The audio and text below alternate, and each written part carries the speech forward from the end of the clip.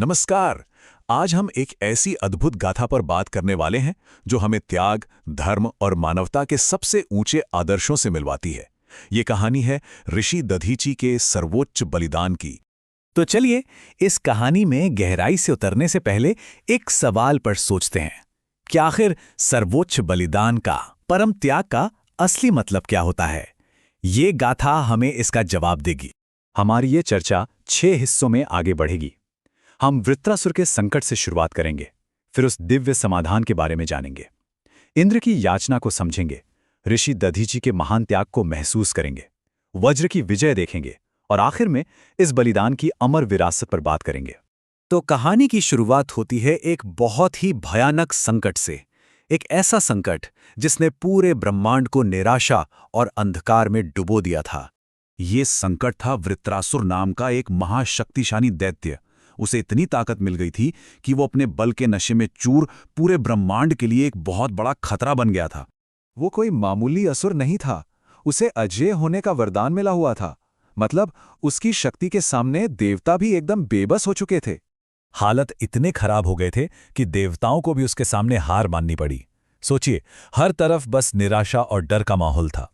जब सारे रास्ते बंद हो गए, सारी उम्मीदें टूट गईं, तब हताश देवताओं ने एक उच्च शक्ति से मार्गदर्शन मांगा और यहीं से कहानी में एक नया मोड़ आता है। सभी देवता अपनी आखिरी उम्मीद लेकर भगवान विष्णु के पास पहुंचे और उनसे इस महासंकट से बाहर निकलने का रास्ता पूछा। तब भगवान विष्णु ने उन्हें एक अनोखा रास्ता बताया, एक ऐसे दिव्य अस्त्र का निर्माण जिसका नाम था वज्र। सिर्फ और सिर्फ यही वो अस्त्र था जो उस महाशक्तिशाली असुर का संहार कर सकता था। लेकिन इस समाधान की एक बहुत ही बड़ी और कठिन शर्त थी।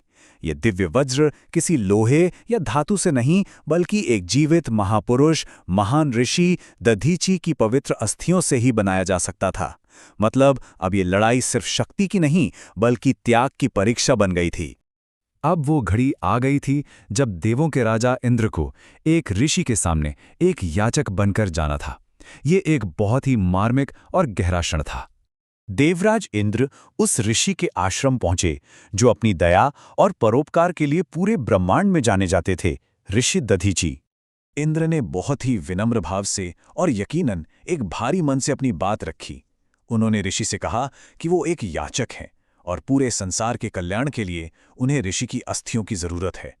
ये सोचना भी कितना मुश्किल है कि किसी से उसके जीवन का दान कैसे मांगा गया होगा। और अब कहानी अपने उस शिखर पर पहुंचती है जहां ऋषि दधीची की प्रतिक्रिया ने धर्म और त्याग की एक ऐसी मिसाल कायम की जो आज भी अमर है। इतनी बड़ी मांग सुनकर ऋषि ने क्या फैसला लिया? ऋषि दधीची ने एक पल की भी देरी नहीं की।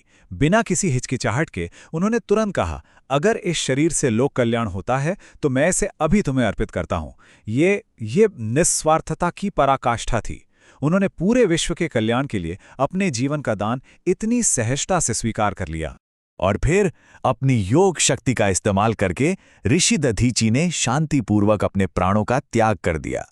ये मृत्यु नहीं थी, ये पूरे ब्रह्मांड के लिए एक सचेत और स्वैच्छिक आहुति थी। तो अब देखते हैं कि उस महान बलिदान का फल क्या मिला और कैसे एक ऋषि की अस्थियां पूरे ब्रह्मांड के लिए उद्धार बन गई। ये विजय 3 पड़ावों में पूरी हुई।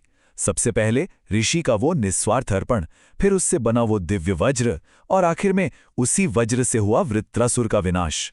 ऋषि दधीची की पवित्र अस्थियों से एक षटकोणीय वज्र बनाया गया। उस वज्र को मंत्रों से सिद्ध करके, मतलब उसमें दिव्य शक्तियां जागृत करके देवराज इंद्र को सौंपा गया। और उस पवित्र वज्र की शक्ति, जो असल में ऋषि के त्याग की ही शक्ति थी, उसके एक ही प्रहार से वृत्रासुर का अंत हो गया और ब्रह्मांड पर छाया वो संकट हमेशा के लिए खत्म हो गया। तो इस पूरी कहानी का सार क्या है? ये सिर्फ एक पौराणिक कथा नहीं है, बल्कि ये मानवता के लिए एक अमर संदेश है। इस महान जीवन से हमें कुछ बहुत जरूरी संदेश मिलते हैं।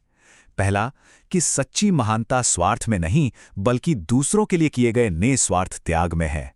दूसरा, धर्म का मार्ग कभी-कभी हमसे मांग करता है कि हम बड़े लक्ष्य के लिए अपना सब कुछ त्याग दें। और आखिर में हमारी गौरवशाली परंपराएं ऐसे ही महान बलिदानों की नींव पर टिकी हैं। सोचिए, एक व्यक्ति का बलिदान और उससे हुई पूरे ब्रह्मांड की रक्षा, यही है धर्म के लिए किए गए सर्वोच्च त्याग की अंतिम शक्ति।